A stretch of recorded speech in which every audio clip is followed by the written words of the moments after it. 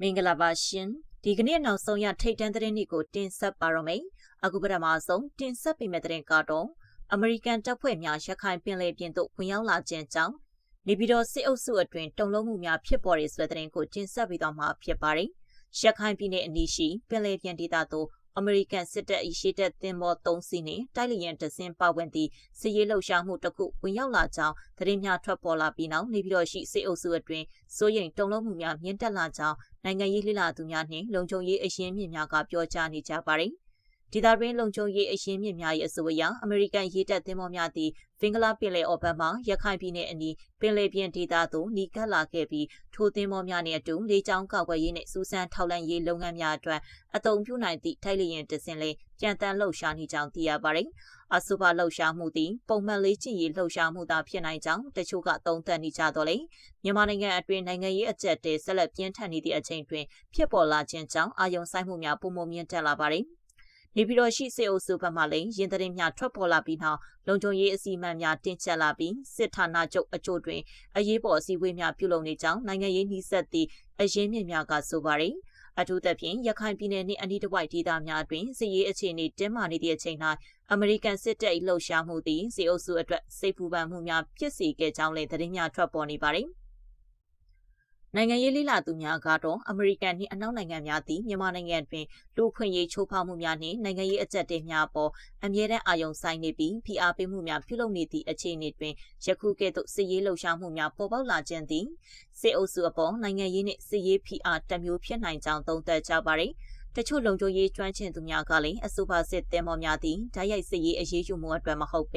ဒေသတွင်းအခြေအနေများကိုစောင့်ကြည့်ထောက်လှမ်းရန်အရေးပေါ်အခြေအနေများအတွက်ကြိုတင်ပြင်ဆင်ထားခြင်းဖြစ်နိုင်ကြောင်းဆိုပါတယ်။သို့တော်လည်းမြန်မာနိုင်ငံတွင်စစ်ရေးနှင့်နိုင်ငံရေးအခြေအနေများအလွန်တင်းမာနေတဲ့အချိန်တွင်အမေရိကန်တပ်ဖွဲ့များ၏လှုပ်ရှားမှုသည်နေပြည်တော်ရှိစစ်အုပ်စုအတွက်စိတ်ဖိစီးမှုများပုံမတိုးလာစေနိုင်ကြောင်းလေ့လာသူများကသတိပေးထားပါတယ်။အခြားဘက်တွင်လည်းဒေသတွင်းနိုင်ငံများနှင့်နိုင်ငံတကာအဖွဲ့အစည်းများသည်မြန်မာနိုင်ငံတွင်ဖြစ်ပွားနေသောပဋိပက္ခများကိုအလင်းအမြန်နိုင်ငံရေးဖြည့်ရှင်ချက်ရှာဖွေရန်တိုက်တွန်းနေကြပြီးအရေးယူမှုများတန်တမာရေးဖိအားများဆက်လက်မြင့်တက်လာနိုင်ကြောင်းခန့်မှန်းထားကြပါသည်။လက်ရှိအချိန်ထိအမေရိကန်ဘက်မှအဆိုပါစစ်သင်္ဘောများနှင့်လေယာဉ်လှုပ်ရှားမှုအပေါ်တရားဝင်ထုတ်ပြန်ချက်မရှိသေးတော့လေ။ရခိုင်ပင်လယ်ပြင်တွင်ဖြစ်ပေါ်နေသောရင်းစစ်ရေးလှုပ်ရှားမှုသည်မြန်မာနိုင်ငံအရေးအပေါ်နိုင်ငံတကာ၏စိတ်ဝင်စားမှုမြင့်တက်လာနေကြောင်းပြသနေသည်ဟုလေ့လာသူများကဆိုကြပါသည်။ရင်းအခြေအနေများကြောင့်နေပြည်တော်ရှိစစ်အုပ်စုအတွင်းစိုးရိမ်ပူပန်မှုများတိုးလာနေပြီးမြန်မာနိုင်ငံ၏နိုင်ငံရေးအခြေအနေသည်အနာဂတ်တွင်ပုံမပြောင်းလဲလာနိုင်ကြောင်းသုံးသပ်မှုများလည်းထွက်ပေါ်လာလျက်ရှိပါတယ်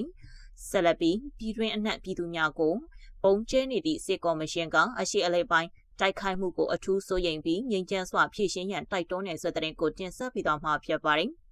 မြန်မာနိုင်ငံတဝန်းရှိပြည်သူလူထုအပေါ်လေကြောင်းမှပုံကျဲတိုက်ခိုက်မှုများအပြင်းအထန်လှုပ်ဆောင်နေသည့်စစ်ကော်မရှင်၏နိုင်ငံခြားရေးဝန်ကြီးဌာနသည်အရှိအလဲပိုင်းဒေသတွင်လက်တလောဖြစ်ပွားနေသောတိုက်ခိုက်မှုများနှင့်ပတ်သက်ပြီးလွန်စွာစိုးရိမ်ပူပန်လျက်ရှိကြောင်းယနေ့မလ6ရက်ရက်စွဲဖြင့်ထုတ်ပြန်ကြေညာထားပါသည်အဆိုပါထုတ်ပြန်ချက်တွင်ကမ္ဘာနိုင်ငံများအနေဖြင့်ငြိမ်းချမ်းစွာအတူရှင်တွဲနေထိုင်ရေးမူကြီး9ရပ်ကိုအခြေပြုကအပြုသဘောဆောင်သည့်ဆွေးနွေးမှုများနှင့်တန်တမာရေးရာကြိုးပမ်းမှုများဖြင့်သာပရိပက္ခကိုဖြေရှင်းနိုင်မည်ဟုယုံကြည်ကြောင်းဖော်ပြထားပါသည်။ရင်းထုတ်ပြန်ချက်နှင့်ပတ်သက်၍နိုင်ငံရေးလှိလာသုံးသပ်သူတဦးကဒါဟာမြင်သာလွန်တဲ့အကြီးတန်းလှည့်ကွက်တစ်ခုပါ။ကိုယ်နိုင်ငံသားတွေကိ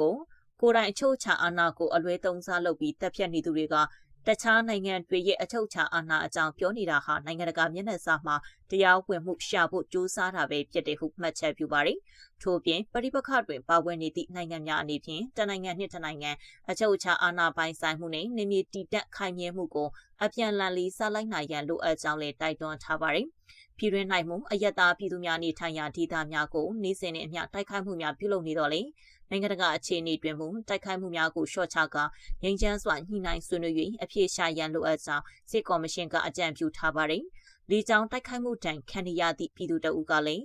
ငြိမ်းချမ်းရေးဆိုတာသူတို့ပါဇက်ကထွက်ဖို့မတန်နဲ့စကားပါအရှိအလဲပိုင်းအတွက်စိုးရိမ်ပြနေချိန်မှာကျွန်တော်တို့ခေါင်းပေါ်ကိုတော့ဘုံတွေချနေတော့မယ်။ကိုနိုင်ငံသားကိုငြိမ်းချမ်းအောင်မလုပ်ပေးနိုင်ပေသူတစ်ပါးကိစ္စဝင်ပါနေတာဟာရဲစရာကောင်းလာပါတယ်ဟု၎င်း၏စိတ်ခံစားချက်ကိုရင်ဖွင့်ခဲ့ပါတယ်။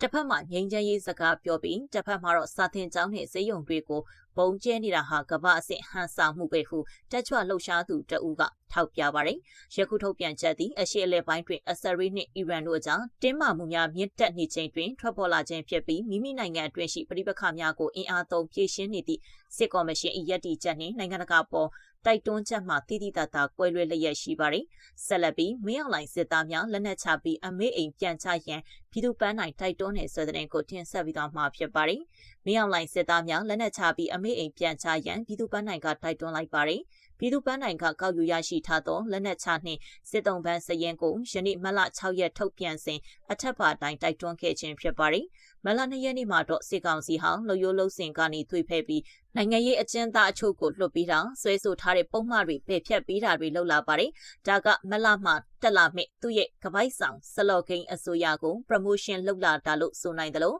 အနောက်အရက်ကနေအရှိအလေပိုင်းရောက်လာတဲ့မိုးချင်းတန်တွေကိုကြောက်လို့ဇွတ်ပြောင်းလေးပြနေတာလေးဖြစ်ကောင်းဖြစ်နိုင်ပါတယ်ဟုလည်းပြည်သူ့ပန်းတိုင်းကဖော်ပြပါတယ်။ဖေဖော်ဝါရီလအတွင်းအလင်းဝက်နှင့်စစ်တုပ်ပန်းဖမ်းဆီးရရှိမှုစုစုပေါင်း199ဦးရှိပြီးရန်ချဲတွင်အလင်းဝင်လာသူ45ဦးရှိကြောင်းပြည်သူ့ပန်းနိုင်၏ထုတ်ပြန်ချက်များအရသိရပါတယ်။စစ်တပ်ထဲမှအလင်းဝင်ခြင်းတဲ့သူတွေအင်မတန်များပါတယ်။အထူးသဖြင့်ပါစစစ်မှုတန်းတပ်သားတွေအလင်းဝင်ခြင်းကြတာလက်ညှိုးထိုးမလွယ်ဘူးအလင်းဝင်ခြင်းသူတွေများသလားအလင်းဝင်တဲ့အရေးအတွက်တိတ်နှဲနေတာကိုတော်လှန်ရေးကောင်းဆောင်တွေအပြေရှာတဲ့နေဟုနေဆက်ဒေတာအခြေဆိုင် CDM အရာရှိတအုပ်ကသတင်းဌာနကိုပြောပါတယ်ပြည်သူ့ပန်းနိုင်ကကောက်ယူထားတဲ့မှတ်တမ်းများအရ2025ခုနှစ်ဇန်နဝါရီမှ2026ခုနှစ်ဖေဖော်ဝါရီအထိအလင်းဝင်ပူပေါင်းနှင့်စစ်တုံးပန်းစုစုပေါင်း2956ဦးရှိကြောင်းသိရပါတယ်။ဆက်လက်ပြီးစစ်တွေမျိုးအနီးတိုက်ပွဲပြင်းထန်စစ်တပ်ကပေါက်တော်မျိုးကိုပုံကျဲတဲ့ဆိုတဲ့ကိုတင်ဆက်ပြီးတော့မှဖြစ်ပါတယ်။စစ်တွေမျိုးအနီးမှာတိုက်ပွဲပြင်းထန်နေပြီးအာနာသိန်းစစ်တပ်ကပေါက်တော်မျိုးကိုဒီနေ့ည9နာရီခန့်ကစပြီးလေကြောင်းကနေဘုံရှစ်လုံးကျဲချသွားတယ်လို့ဒေသခံချို့ကပြောပါတယ်။စစ်တွေမျိုးကနေဆိုကလဒန်မြင့်နဲ့ပင်လယ်ဝတစ်ဖက်ကမ်းမှာရှိတဲ့ပေါက်တော်မျိုးကိုစစ်တပ်ကလေကြောင်းကနေစက်တိုက်ဘုံကျဲနေတာလို့ဒေသခံတအုပ်ကပြောပါတယ်။မကွေးလေတပ်မှ Jet Fighter 2 စီး၊တရာဦးလေတပ်မှ Jet Fighter 2 စီးနေပြည်တော်လေတပ်မှ Jet Fighter 2 စီးတို့နဲ့ည8:59မိနစ်ကနေည9:22မိနစ်အတွင်းလေကြောင်းတိုက်ခိုက်မှု8ကြိမ်ပြုလုပ်သွားတယ်လို့စစ်တပ်ရဲ့လေကြောင်းပြန်တမ်းမှုနဲ့တိုက်ခိုက်မှုတွေကိုမှတ်တမ်းပြုစုထုတ်ပြန်နေတဲ့ဝေခင်း Telegram Channel ကထုတ်ပြန်ထားပါတယ်။အယက်သားထိခိုက်မှုရှိနိုင်တယ်လို့ပေါတော်မျိုးအပြင်ဘက်မှဆေးရှောင်နေသူတဦးကပြောပါတယ်။ထိခိုက်မှုအခြေအနေကိုလောလောဆယ်မသိရသေးပါဘူး။ပေါတော်မျိုးကိုအာရကတက်တော် AA က2024ဇန်နဝါရီလမှာသိမ်းပိုက်ထိန်းချုပ်ထားတာဖြစ်ပါတယ်။ဒါကြောင့်စစ်တွေမျိုးဟာကုန်းလန်းရောရှည်လန်းပါပိတ်ဆို့ခံထားရတဲ့အနေအထားမျိုးဖြစ်နေတာပါ။စစ်တွေမျိုးသိမ်းတိုက်ပွဲကို AA ကအရှိန်မြင့်တိုက်ခိုက်နေပြီးစစ်ကောင်စီကပေါတော်နဲ့ပုံနာကျွန်းမျိုးတွေကိုမကြာခဏဘုံကျဲနေတယ်လို့ရခိုင်သတင်းရှင်းမြစ်တွေကပြောပါတယ်။ဖေဖော်ဝါရီလ24ရက်ကပုံနာကျော်မျိုးနဲ့ရိုးမှုရွာကဈေးကိုစစ်ကောင်စီကလေကြောင်းကနေဘုံကျဲတဲ့အတွက်ကလေးငယ်တွေဈေးရောက်နေသူတွေအပါအဝင်18ဦးသေဆုံးခဲ့ပြီး33ဦးဒဏ်ရာရခဲ့ပါတယ်။မလ6ရက်ညမှာစစ်တပ်ကစစ်တွေမျိုးတွေကနေလက်နက်ကြီးတွေနဲ့အပြင်းထန်ပစ်ခတ်နေတယ်လို့ဒေသတွင်းသတင်းဌာနအချို့ကဖော်ပြပါတယ်။ကျမသတင်းတင်ဆက်မှုကိုဒီမှာပဲရနာခွင့်ပြုပါရှင်။အားလုံးပဲရှင်လန်းချမ်းမြေ့ကြပါစေရှင်။